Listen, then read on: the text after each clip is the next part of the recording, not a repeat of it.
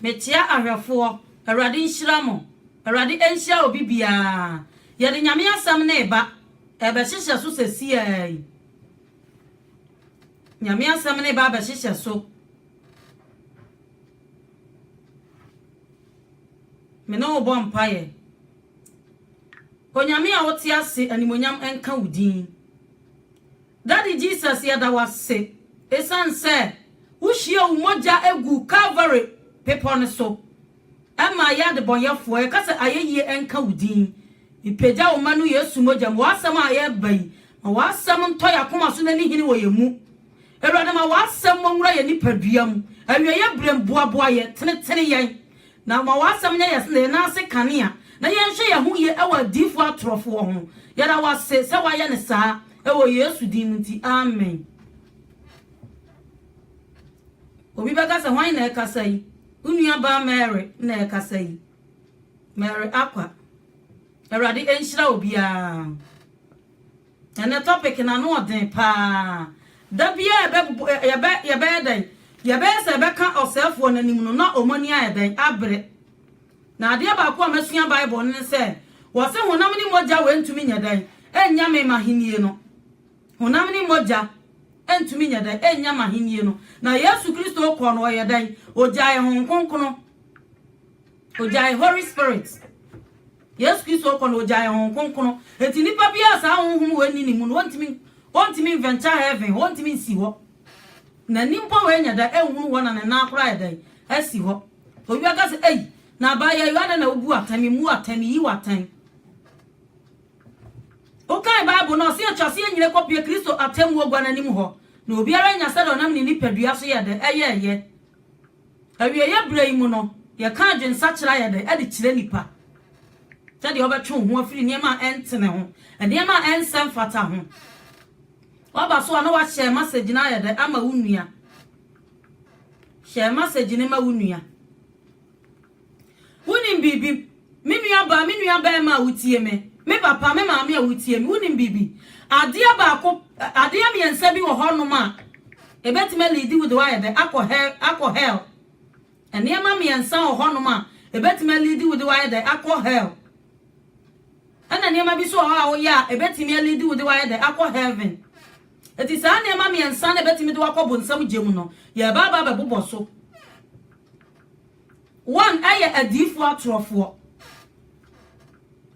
atrofo ana de tosu mienu ye atretrefo atrofo enkontompo ntrechre ana de tosu miensa aye wa ankasa wa brabo abusa ho sa brabo be na wo bo uti asasi so no brabo be na wo bo Bible si de odua de wudua na no na obeda wo betwa na ye busa ho sa brabo be na wo ye de wo bo nti sa ne ma miensa we say no ebetimi de wa ye de akọ hell akọ bonsam gem enti wo be ye Kristo ni a ese wo ye vigilant ese wo ma wani da ho awo awieye brai mu ko sa ne ma we ebetimi de wa ye de akọ hell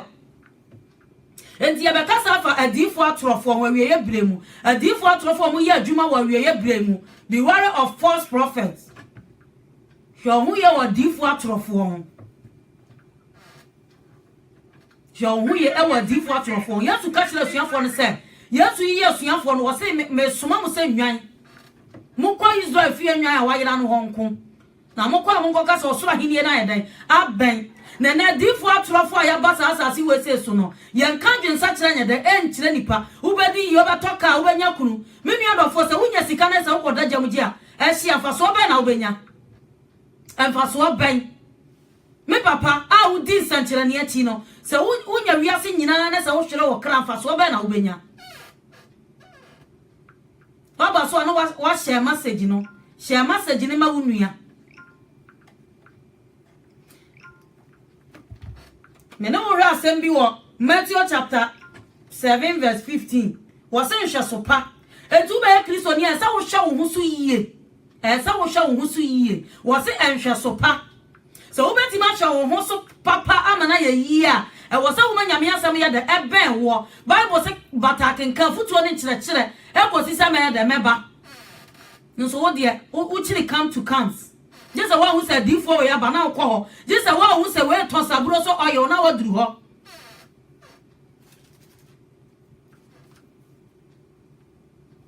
Matthew 7 verse 15 to 23. Was say Musha mu ye adifo atrof won. Unim na Yesu ka kira hyiafo no. Anipa pensankyere ne ankasa adifo atro obeda no wo say we ye adifo atrofo. Ananso obeda no wo say we ye adifo atrofo. Obeda no wo say we ye prophet nyame asoma na na say nyame soma na o say o ye no prophet na wo nya den na woni ho. Bible say dua ba na wo de be dan wo di be hunu dua koro.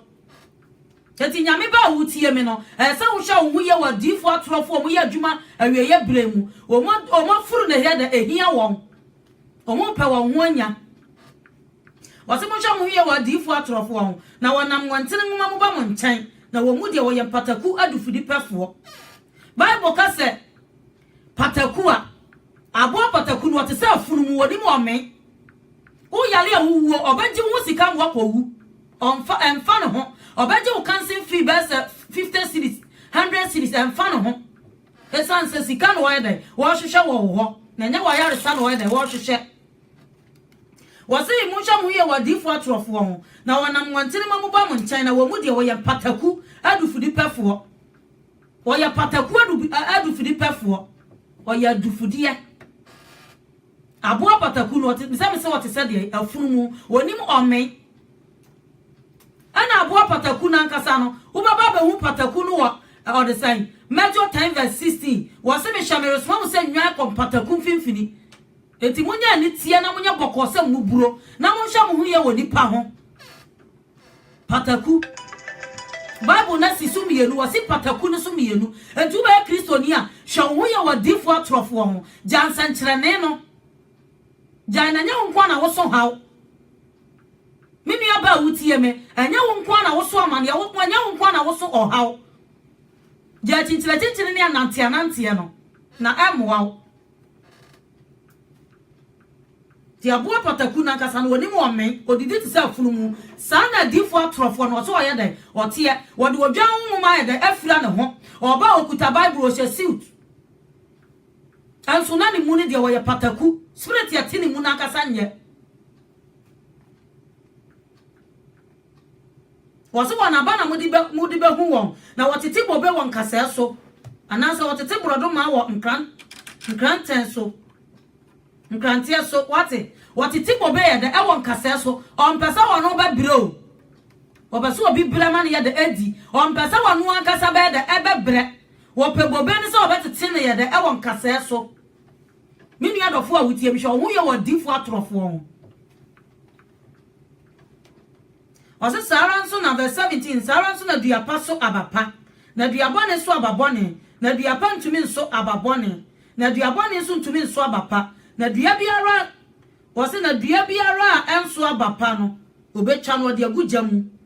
enti wona ba na mode be da mode be hu won se da medi kan kan se we ya difo atrofo a wo be den wo hu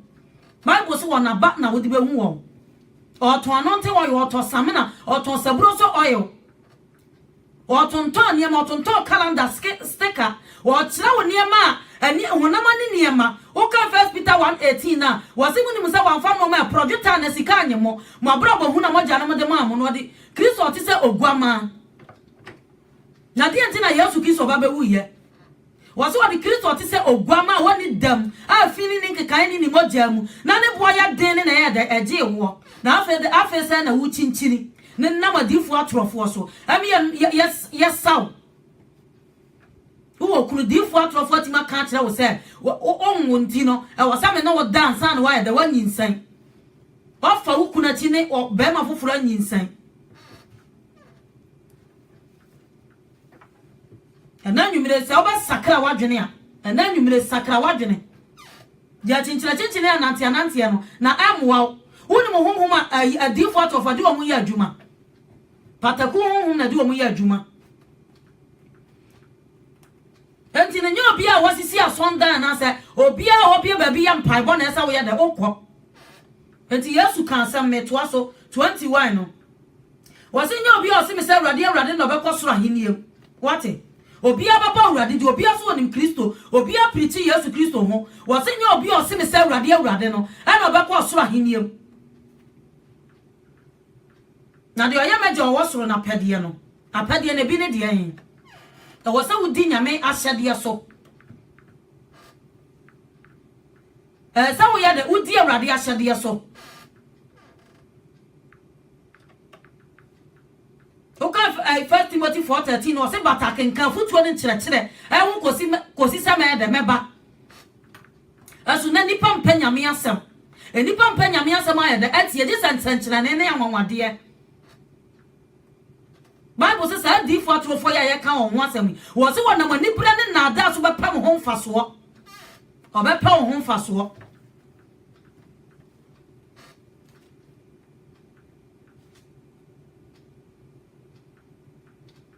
Ose dan nipa pi be kan kire me se awrade yemfa wudi nhyenkom enipa bebre ana be ka se Kristo yemfa wudi nhyenkom enti yebo wudi abompa ya ma obi no Kristo unhu ye ose mu firi me sonko mo ya de antini nyina na za tene ne bra ya de a ehia Kristo obi anu wa kwati tene ne wa hu Kristo da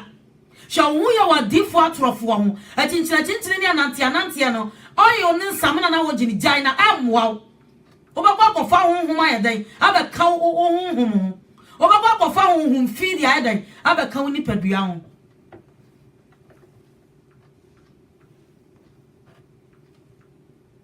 Tuka Revelation 16:13 na wose na me nwa honhom fi mi ensa wote sam ponchire ne so ofri aboa na num ne adifo atrofo na num ta honhom fi mi ensa wote sam ponchire ne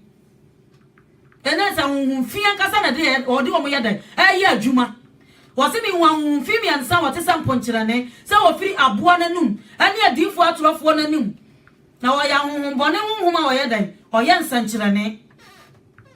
Mini other for pensanchirene. Bible say Nyamia samu ya ye kan entwamu da. Nyamia samu nya da entwam.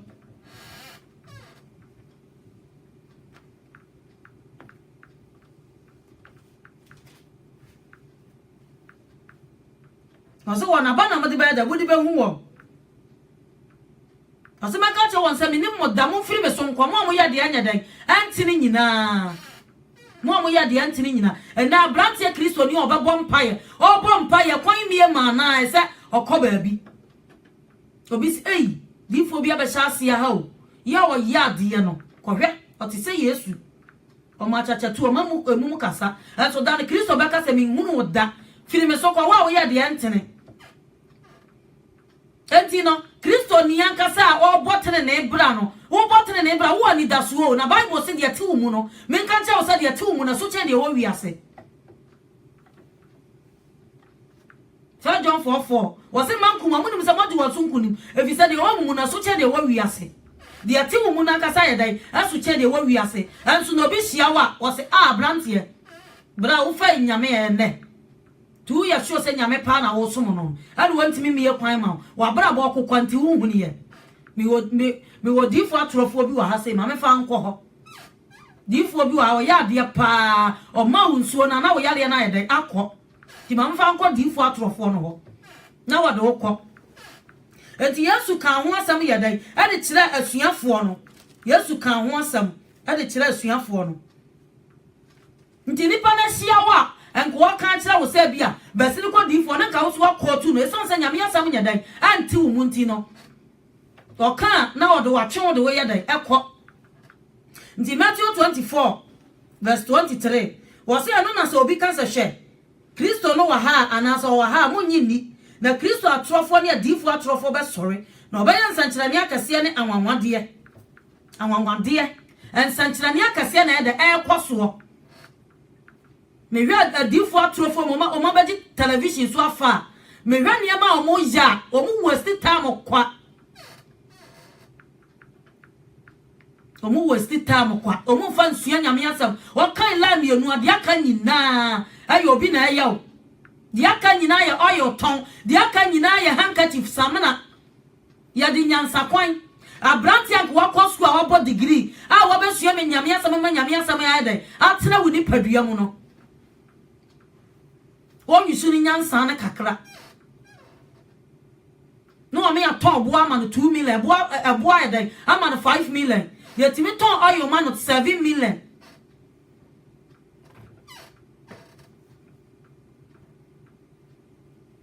oso bayan sanchira ne akase ne anwanwade na se betumi a obedada wona wayi woni mpowate obeba obededel awie ye brem obonsam ye na dwuma sa wo so wosum nyame na sa wo pe heaven akwa me mfa na edenya de na edel me na edel kra sa wa bra ba akokwanti besini ko difu atrofo we ho besini ko we ho me hwe de obi nim na opambo mo ya na ye me chese na ye me nwanwa ye me sere keke me hwe ne ma ya koso a dan se sofu bi wo akra e friend sofu Daniel and waka se kum chacha wose kum chacha me ne na ye evangelist you know me se wose me ne na ye evangelist no se o ka tira me se obi si yanko baabi na akọ baabi woni be bie enti sofu ne kan na me de cause on se awie ye blame ankasa no asofu no be bire tentan won ho ne anim kura no aye da waka to oni nua so enti na me nyenya dan ani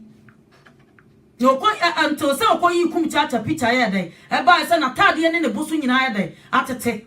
sofu Daniel o wakra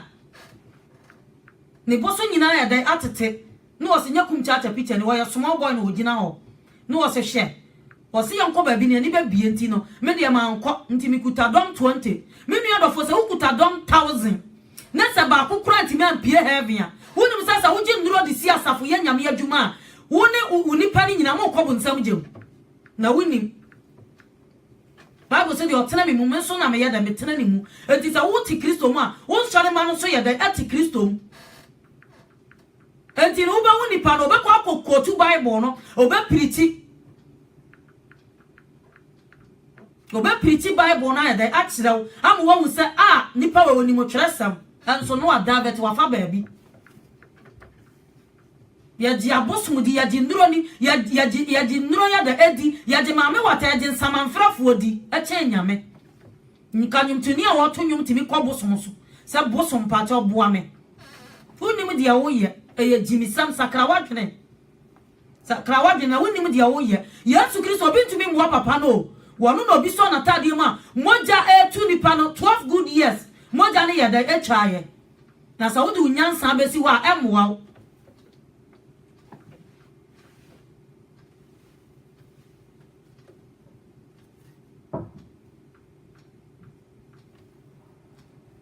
wose hwema kama kyerɛ dada enti sɛ wɔka kyerɛ mo a ɔka kyerɛ mo sɛ hwɛ wɔwɔ ha hwɛ wɔwɔ ha anasa wɔwɔ sra so a monkɔ nso hwɛ wɔwɔ pia mu ha monhyɛne monkom ɔbɛka kyerɛ wo sɛ wɔwɔ ha sɔfo no wɔ ha ɔyɛ adeɛ sɔfo yɛ makɔhu no ɔyɛ adeɛ nyame nkurɔfo wɔ mu ɔde sɛ megye nkɔm hyɛ yɛ da adi o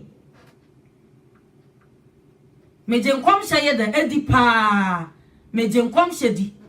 na nya aturo ni suade hunu se wo hunu hwe anu abeka na made adi because asumafo adwuma na nkasa no enkom hye ye de eka ho ko me kasa me papa eye prophet onu no ohun wa no na oka wonsam ye de de kirew ohun wa no oka wonsam ye de kirew nya afi no beton oye no samna ne koko aye de ama woni tam meje nkom hye di meje nkom hye di pa ko so ka Ephesians 4:11 na wo so ama bi ma yesempakafo office no nkom hye ye de eka ho wa ma bi ma yesempakafo bi ma ya difo ebi ma ya kyerɛkyerɛfo ebi ma ya hwɛfo watoto ahotifo yie ama wo so nwuma no ama Kristo di padua ne sie aye dan akoso nyanya wana o jiso hyiransuo so ansa bra betonsuo nya saafo ni bia meje nkom hye ye de edi na menye enye nkom hye a wo de wadwene ba be hye a me de magye adi kakao mira BBC insurance office bibe ya insurance na evangelist go bebre aya no ho karife oye no ho se wo chese awurade ada bibia dia che na ode na dwene ye de hye nkom me nua no for denti na wo ha wo ho ma evangelist ma me adenti na wo ha wo ho me nua evangelist adenti na wo ha wo nkom hye nya force nkom hye enya force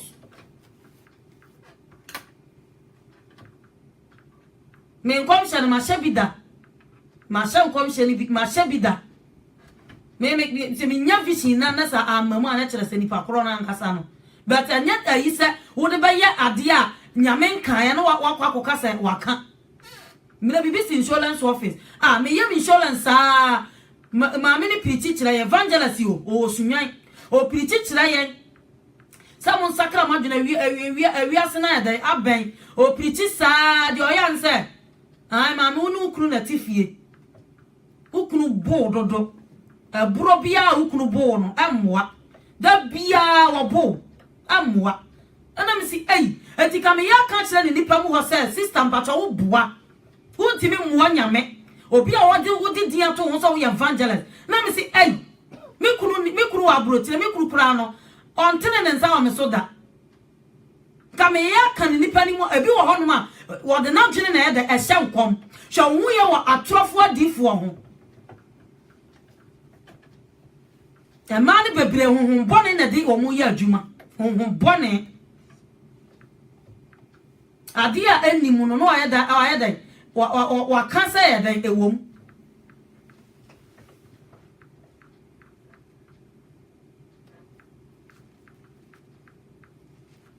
Nene person the television. This are what I saw from painful be preachy. And no, and I preach prosperity. And I'll be the and I'll say, no, so you're preaching. No, so they are better on Facebook. Maybe other for saying, Yaman woman count one, the old yano, over pimp. Say, Yaman woman count one. And for watching in Shankom and none prophet, I brought I didn't fair war. Maybe a branty be also young. Oh, yeah, or the same. Be 2 months na me hu no sakra 2 months na me hu no so wasakra na me si ya da nyame ya se wasakra 2 weeks back ho a your prophet or do den say da atu ni paso na me si o hye nkoma kase na me si ya wiase kwa wiye wo bra ya sofo no kire se force na ya wo bra ya prophet ya no kire se force na ya prophet ti nipa we se wo da vete for ba bia that's what the vampire ma wa process what the huma ya dai adua woni paduam a chinchira na nanti ya nyan na amwa ye awie ya brai mu no se ya tena nyame na ase tie na asem no obi wa akwam honhom bible so what the hyenkom akira paul mo enso no enkom hye na ya turodo so na mfira wurade obi betima kan asem ma ne wo hawa ya dai asi so pepepepepe obagina di enso no obona dwene na ya dai ode kira wo enti Acts 16:16 wo se na ba se yere kwa asore no ababa wo bi owo akwom honhom wo behia apom mo no ta se we ya surusuru ni nya surusuru ni nko a wo kira mo nkwade kwan anko bi owo akwom honhom anko wo hye nkom a nkom hye ne yaturododo no anka port mi tiatia honhom ne sa o se me hye wo Yesu Kristo din firi ni mu honhom ne firi ba ni mu ma kuramu ofo nyina na wo beka ade aye no obeka ade aye no na obia ya wotamfo nipa bia ya wotamfo ose na baba wo bi o akwom honhom behia ye wona de nkom hye mane wurade no nya ade bebre na wodi party ka se we mu ya sorosuru nyankopon ko a we mu na kira mo nkwade kwan na bible say portia honhom no esanse na ya honhomfi se nyame honhom nti wo mu a untimi nkɔ heaven se nyame honhom nti wo mu a untimi mwatene na Abraham ne nyede enye ye emfa wadwene enhye nkom enti obi asɛm fa nkɔhye ne nkom enye nkom hye obi ahye ato hɔ emfa nkɔhye nipa foforo nkom amwa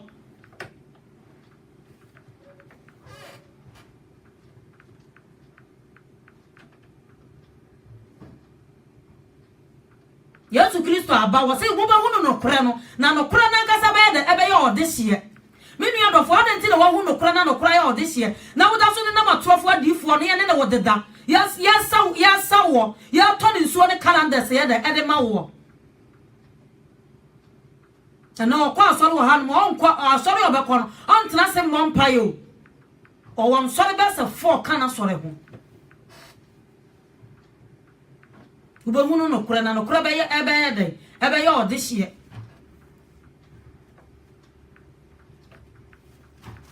di Jeremiah kan se be Awurade ka kire Jeremiah Jeremiah chapter 14 verse 14 was na Awurade ka kire me se atoro na difo no di hye me din ho nkom me nsoma won kwate obi ye sa ne ma na kire wo no Yesu Kristo se onsoma won nyame nkrofo ho no ma omu bompaye eye muyada eka nyame adwene ye de ede kire wo na nye obi ada bi obo na furuma obi piritia no adoto obi ye we ya no aye de on tena se nhia nyame asem on dwene nyame asati nyame asem nya dan anti ne mu Ohusa Duncan Williams ne mensa wota ba mu pirichi ohusa asofo mpanfo no ohusu ba mpa mu pirichi no wa heda aye dan no no so sua pirichi no se de kwa obefa so onso be ye dan ebe te ne ho aye dan ahye nkom Ninu yandofo say Yesu Kristo amfra na wa amfra wo ho a emwo awie ya bremu ya nya tintina anante no na emwo ye hwo ho ye wa difo atrofo ho obi fa namfo e wa difo nyame asoma no enen namfo bebre atwe nipa kwa wura okot namfo bebre de nipa ya dan akwa wura epoase dura na de omu ye nyankama de akese Omukuta ayi mahanta spirit na obede yeden ye nyankama de edura na jo omu na edura na jo omu kanche omu na nam nuro so omu ya niam ensam fata ni nyina ya ayi adamfo na kanche na se ei ukuta nsore masai na wote wono wotena otutu fila no pakosi anwumina na wonye cancel fee esa woje cancel fee na afa mesa kire wo baabi minim baabi abe mine na be papa no baby o wa bian kasa ma menchira wo ho no odo ye de okọ ho difo papa bi o bible mu awurade frɛ no wantie nyame ne etie nipa aboa bi na ye tie ne ye de eweye aboa bi na tie ne eweye wiya e beba ho wo se na awurade ka kyerɛ me sɛ atoro na difo ni hye me din ho nkom mensoma won kwate na menhyɛ won na menkasa menkyerɛ won atoro ni suade hunu ne ene nkom hye Wose aturo di so ade hunu komhye ne ensenhunu ne wona koma mu na ada na oka kire mu enu nti se awurade ka no odifo a wode midin hye nkom no nanso mensoma won na wande oka se afunare mayenso wo timika san nyame nye tirimodenfo nyame nku nya obo usaba na kotu ni nsagu wakoda obi kuna twode obi kunu twempena bare a oba ka kire nsa on sakra na dwene no 365 days who didn't preaching repentance obi sakra na dwene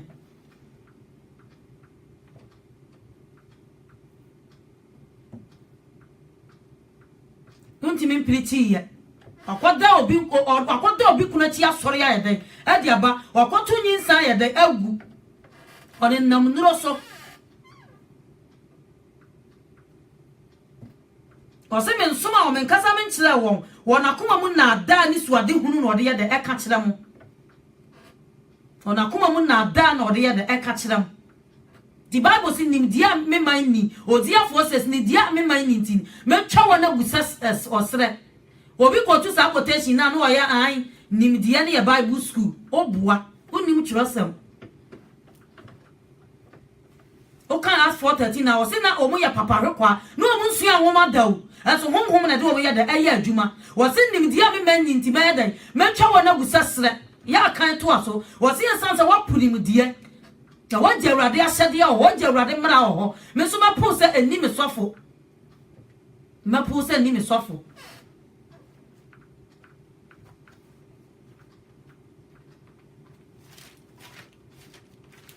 me po se nya dan eni me sofo ena nwumire me awurade nkasa nkyira wo kai wo ka ne do no sa atama wo fa Kristo sa atama wo fa papa no na uni baabi akọ na wo bọ mpaye na wo sugu papa ne so na wo ya fasting ni muyadadie wo ya muyadadie wonya tam ema nyame asam wonya tam ya da ema nyame asam ena woni tam kura ya dan ema trosam woni nam nuro so kai wo ka ne do no didifo na okoya namfo a aboa bi chi ne kwa so we wanti anya me ne wo hwe asam kakra wo no First King chapter 13 verse 1 wose na hwe Nyankopon nipa bi firi Yuda na Awurade asam so ba Betel na Yarabiam jina aforebochia no ho ereshi oduhwam na wona Awurade asam so tiam tia aforebochia nse aforebochia se Awurade sie ni hwe oba ama David fia ni didi Joshua na oso na ode sonson bia sofo a o hye oso aduhwam ne aduhwam ne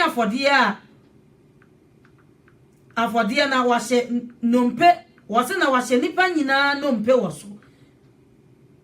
na o mansankyerene eda no ara se hwe yei ne nsankyerene a nsankyerene se awurade na aka hwe afodebotia ne bepai na nso a ewoso no ahwie agu enti wunim saadifo awurade soma na se wanya dai onko okokasa tumi so a na enye aduro re awurade nankasa ka kire ne se onko na awurade de ne beye dai ebeye nsankyerene na okoy okokasa tia afodebotia no difo bi akokora bi ye dai ewo kuro nim esan se de awurade de ne ye difo na difo akokora no awurade amfa na anya dai anye saa awurade amfa na anya bi na otu ne fo na futuo na anya dai amwa no me jump up aba 11 no wose na nso na odifo akokora bi te Betel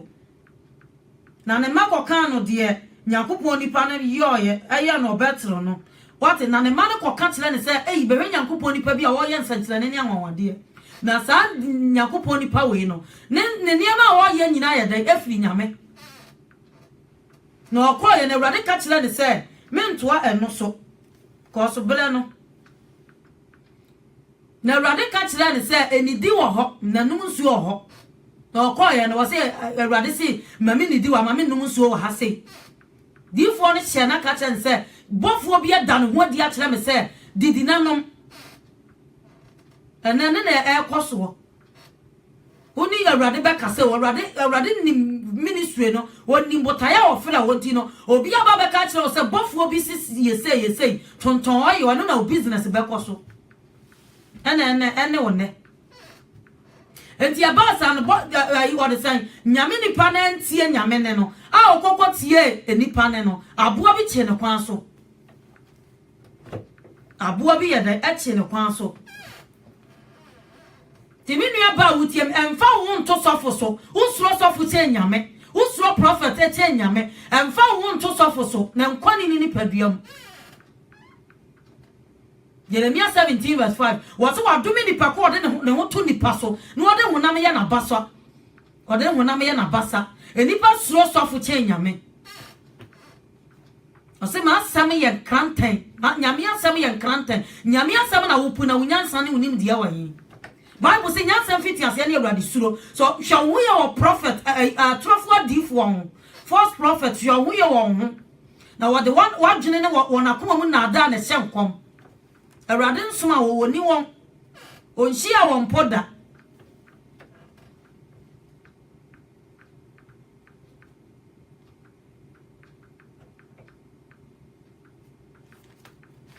awurade nhia won poda enti no sa onkofo be we nyina ma be dane adifo atrofo bi se ye friend bofo ebi se angel oye bofo awurade ka se me di jani enframa na ye me bofo no ono de nipa da sani oye not ye no so oye bofo wona ba kire de nyamenye mimi adofo se wonya wiase nyina na se wo hwere wo kramfa so ba na wo benya se wo ye sa wo ye wa nyina na se la so wo kwabonsam jema emfa so ba na wo benya no bi na dito ya ade okoya waso o cancel o shadamo ya cancel amanfo didi la so a ekọ obi ya didi la so ye den ekọ ababa wo bi wura ho no ma otiam se mawu no ano no spirit na okọkọji ye no sa spirit na e ba dan ka na ade tena ho se sakoko na tonton unim se wo ye jimifo sakra wadwene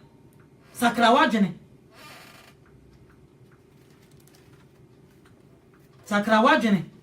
unya wiase nyina na sa wo hwere wo kra emfa so ba na wo benya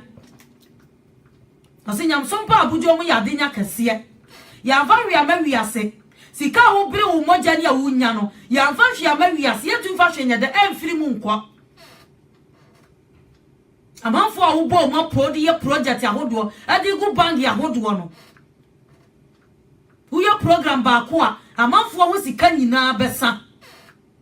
koto candle bra koto beto calendar beto we eniema tonton eno na Yesu Kristo kwa osia dem wa no mu digya ho twe abaye den ebu wo nyina no o twe abaye den e de bu won na jadie we nse no eno na ekwa son dem no eno na ekwa so no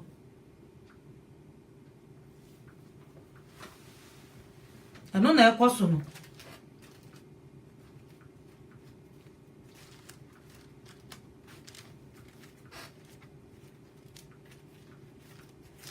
the Bible we say eya wo mano a wo bedi nkunim na ya na me busa say obi wo hono ma wo se wo ye me mentor enti nipa ne sesanti wo so basa wo sesa odine wura nyina ya da abose nipam wo se wo pa obi ahwehwe na sua na hwehwe Yesu Kristo na sua no fa fa nipa we say wo your mentor enipa ne hia ase na say wo so wa hwea ase na say wo nia ni so ade hunu we ya me mentor we na me hwe na sua no so me nua dofo me bra wutie me so wo pa obi ahwehwe na sua na hwehwe Kristo na sua no hwehwe papa na sua no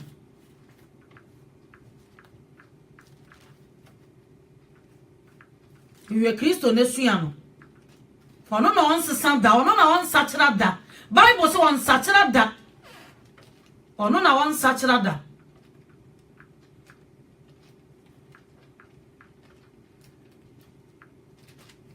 so hu ye wadifu atrofo wo hu fin na de wo mo ye adwuma so oba mo wani ada ono wa hwe wo hu ye a ebesi wo yie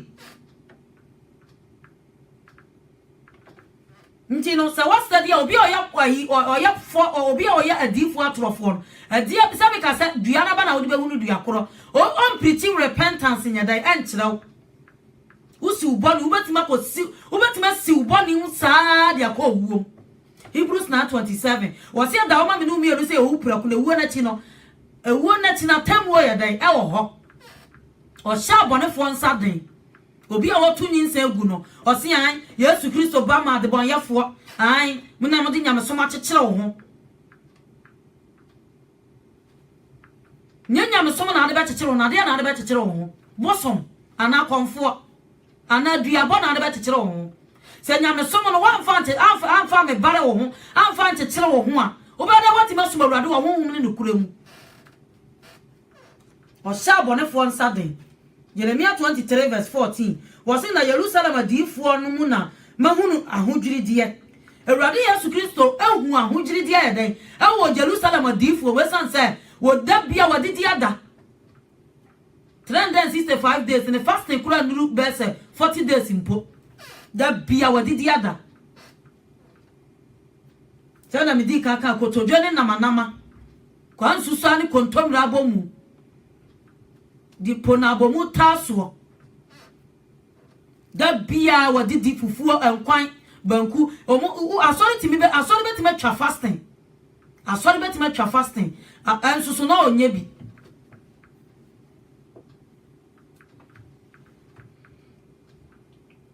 Oko to asori panyina obakwa to ni fufu asi hu a worje no ne banku ni na pasie bi a odi no ya gasa aduane di anya o but enuane mfie nuru nyankopon anim enuane kai quotation ni ba bi o si enuane emfa ya nuru nyame anim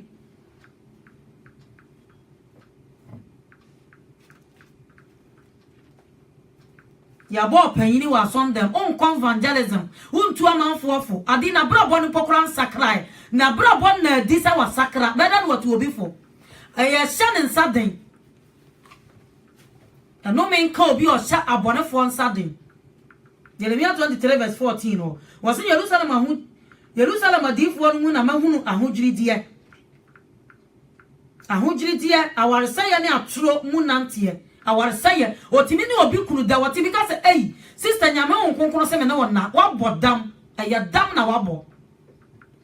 nyame onkonkron se me na wona me no da o problem na e da o so na be solve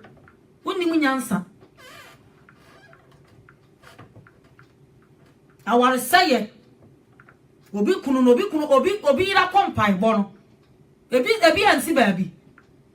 bisi kuma se kwan mu baabi obi akompa abaya no oje ni kunu ofio anu akompa bokoya sofo ne se oyi na yasinwi na yasinwi o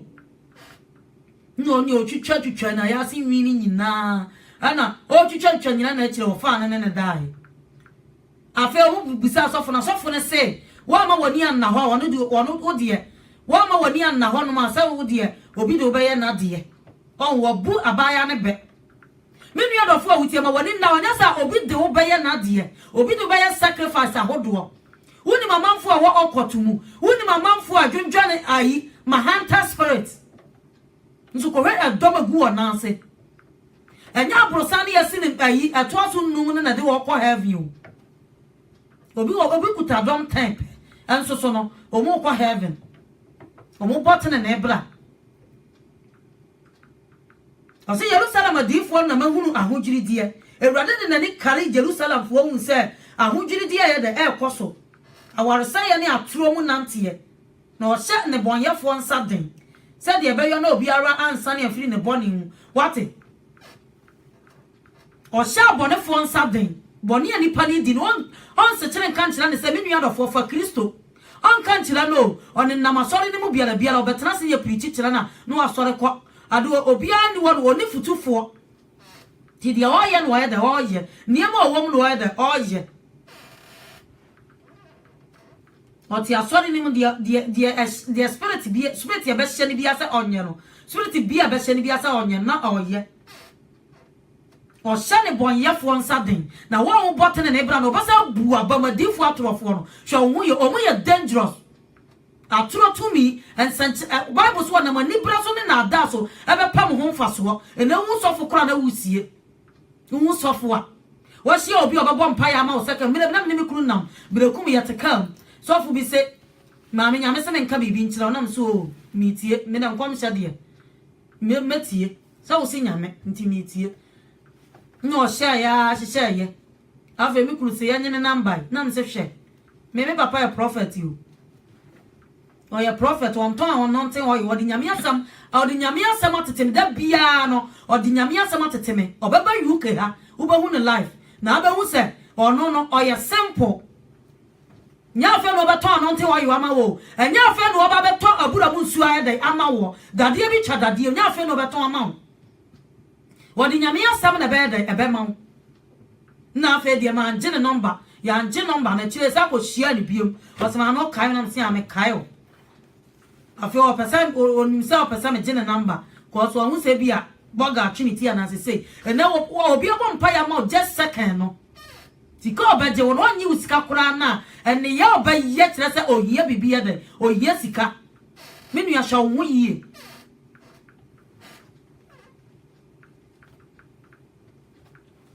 o sha ne bonyefo nsaden enti ni Yesu Kristo chiafo na kan ye den ato ho nkukuru na muomumu aka ye den ato ho so mfa nyame asam nya adwuma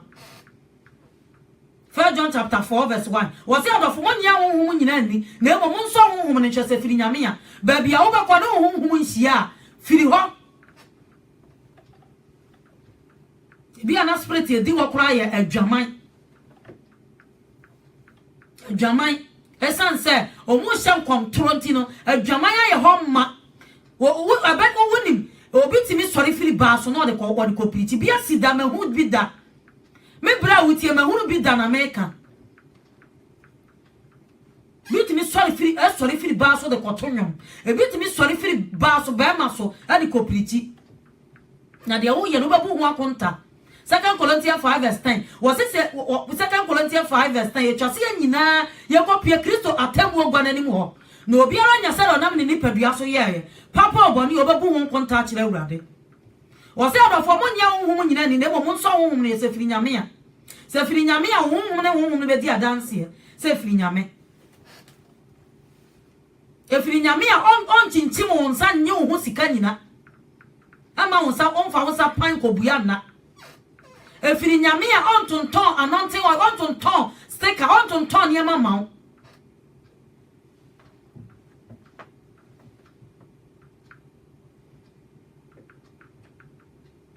ndi Peter kan ho asam to ho 2 Peter chapter 2 verse 1 was say na adifo atrofo nso wo oman ni mu wate oh my God, the diff what of fire mumma, ofa sambon, ofa away,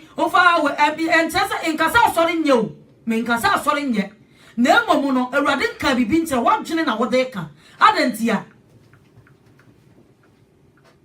Tanya ma when and fire peer have you. Oba who will be once a man can't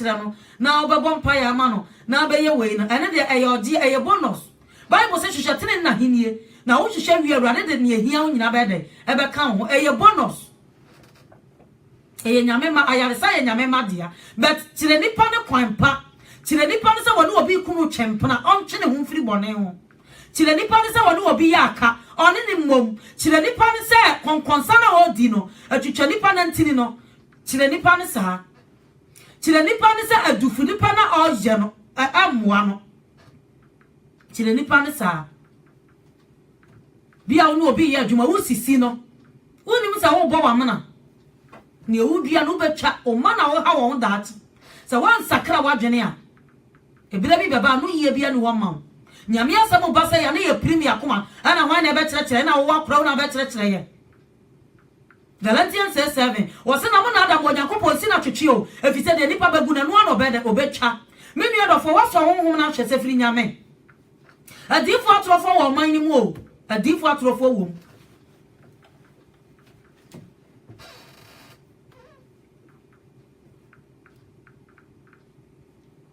Nippam penya me as a matter where I can you bear assume the day. Cause Obiatica daddy kind day, a preaching of San Adjune. At you all can you know, a bayan assume the Nippam penya me as some. Yamiasam was in Yansam Fitty as any yam suro. Who flew my flassing in Chilena, a better man walk in Yansan. So any pump the word of God. Matthew 24 verse 35 was a massam. Massam, as soon as I see Betchama, when I made massam and chamuda. As soon any pump Yamiasam.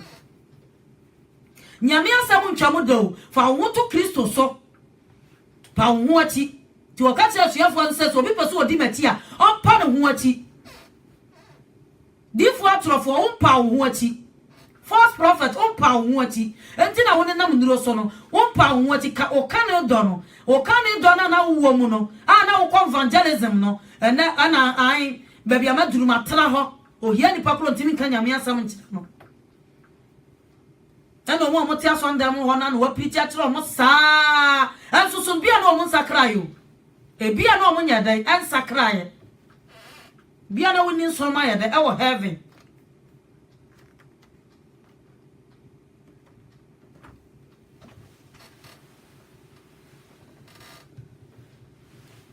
And I buy a way crown on ye prophet or near ye or new commission. And I'm sorry about body practice on new commission. Oh, sim Piotoni Mireziana, my betty waddy. A young girl, my gun, you see, I've been a cacra. Young son, I run the up to you till you used to cacra. Or be a catch yourself for Brazia, for Oniama as was for Piotr Brahma mention. Now, Bassa, we see a flock or a town for. On can't time a call a town for now, so the other would have caught. Yes, Yansa. Yes, Yansa. Cause we are your deep form and mammy. Me, I'm a shanyama or more yane, me dress and obusi yana. O mumma or moti on the Nayasia or more to take one. Sounds of the mobile. Sounds on Baye, and then I'm to four abano. Or be invited on one to us and more home pie set. I dearly free yammy and I say free yame. Won't say so for the casa Mosika. Metin to my mouth for one sack. I'm a Usika no co. And Tino, winning. Young man, yum to four now or mobile now. It's a mobile pon your mind to Tonquas young. Winning. You're calling to January young cow on pie boom. Whom be na abwa e sansa oba tonyo na se nyame nkukuru sane na ya saba wia owia no akoda na afi attack ya yeda aba no so e be wia se no ode yeda ode oburu nwaman be wia se no yeda oburu nwaman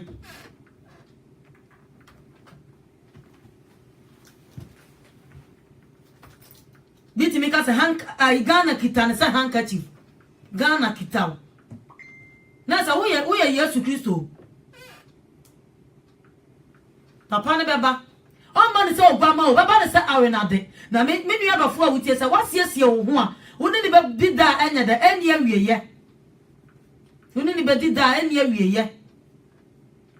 adifo atrofo ne de enipa ese wo ye kristoni a wo pa heaven akwa ese waso wo ese no edi kwa se tie nse hunu aniama wo sha emwa wo ni nipa ne firi so ntam so wo sha na se nipa ne preach na emwa wo nya me soma twane bo cause o se ese wo pa wo ho achi so bi pese odi machi a pa wo ho achi anu na Yesu Kristo akwa ko ya wo se an me papa wu ma me nko sie wo mla we so se ma me nko kra mabusuafo se munye serious ma wufo nya da ensie wo na wufo enti difo a wo se wo ye nyame adwuma wo se awurade afra wo ebi a wo nhia Kristo da ana nyame se menye we ma wo nyame se menye we ma wo nyame se menton anonte wo yo ma wo ko hia nyame wo hen wo ko hia nyame no wo ko hia no wo hen cause Yesu kono odo wonkokoro na ya da eja yen wo se mama makoma tutumu nyi Nyankopon na tumu nyimini tena bla pi o maja fie na abaka John 14:15 no se sa wo dom ye di masiade yeso na me de mabisa aja no mama chinjina fo foforo no kwale honhum a wiase ntumi nya da enye no wiase ntumi nkari honhum wei esansa wona bra bonye akohwisam ne adwamansam wona bra bonye dan enye wona bra bonye dan enye mimi adofo a wutie me ya fa no ma projector na sika anye wo de baba wo se we ya difo atrofo no ma ne kan nyame adwene nya dan emfa nkyerɛw John chapter 3:34 ma ne kan nyame asam nya de nyame adwene nya o se de Nyankopɔn asoma no kan nyame asam de nyame asoma no o ye dan o kan nyame asam mimi adofo a wutie me na nwumrei ma wani na ho esanse wo safo no ye de obubom se jata na wan no opa na me no me no mienu de owo wiase ni mu de owo mu dada de ojo okoto a opirichi ni de owo mu dada o dada ne ho de wo to nwoma o se wo to nyame ho nwoma o ne nam nuro so no o dada ne ho na o me no mienu a ya ka no kore no ye no opeye ye no opeye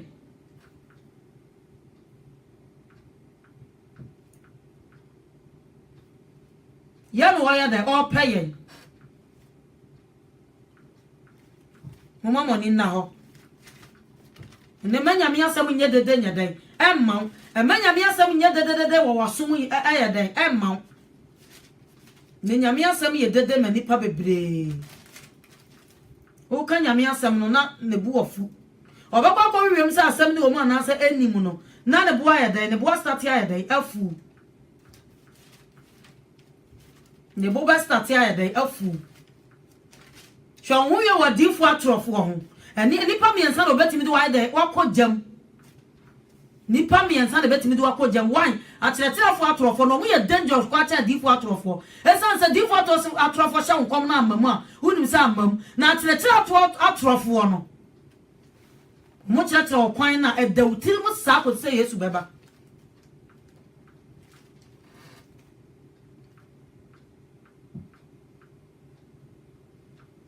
Matthew chapter 8:11. Was na me se mo se nipa pi be firi apuoye ne atoye aba na wone Abraham ne Isaac ne Jacob abetena adidie osoro ahenie mu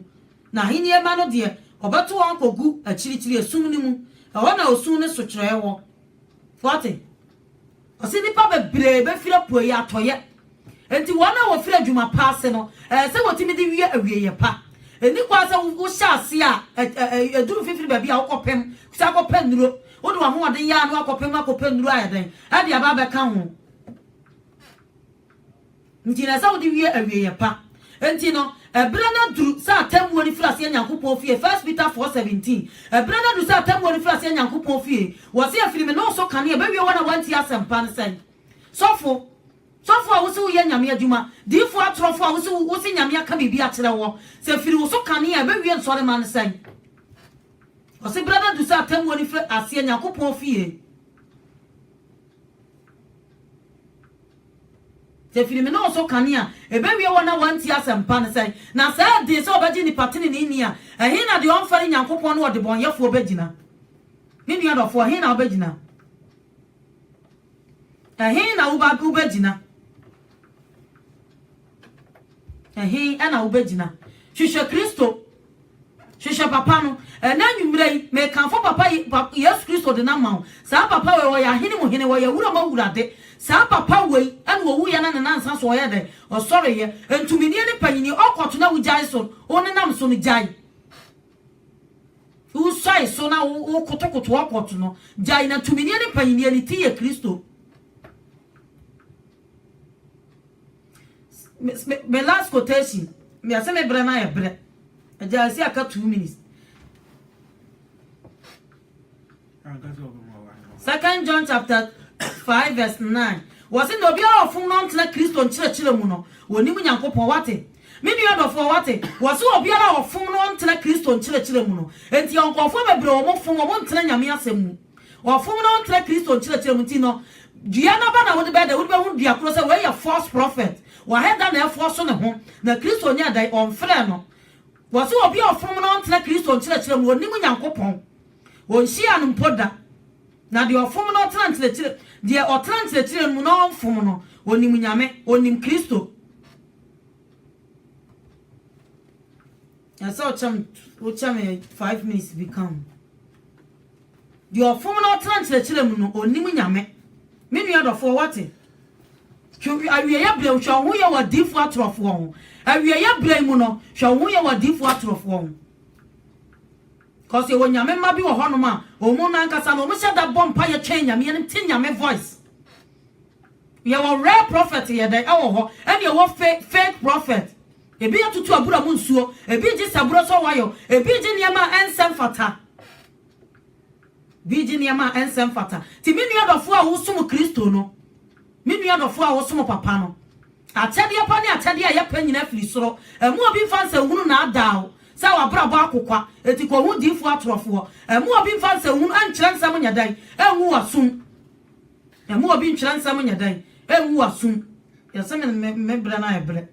James chapter 1 verse 17 wasa atade pa ani atade a yɛpa nyina afiri soro efiri han agya ne nkyɛn na ɛyɛ dan eba me nuadɔfo a wosum papa no wa brabo nkaati ebesi wiye na wabrabo enane wabrabo nya se de yete se wo be gya chinchina anante no na wo betena se atwe papa na ebesi wiye me na wo bom paye osoro hene yeda wase Ewurade Yesu Kristo wa me hu asem ohintasem no boaye awiye brai mu no na yentwe ye ho firi adifo atrofo ho wona mwantere nwuma mu ba ye nkyɛn na papa wo mu de wo ye pataku adufuri pafo no boaye ne yentwe wo firi wo ho peja wo ma no wo mogya de hie mu ma wo manya asem tie ma wo manya asem tie fon konko ana ada wo ho ma wonya asem ne yofo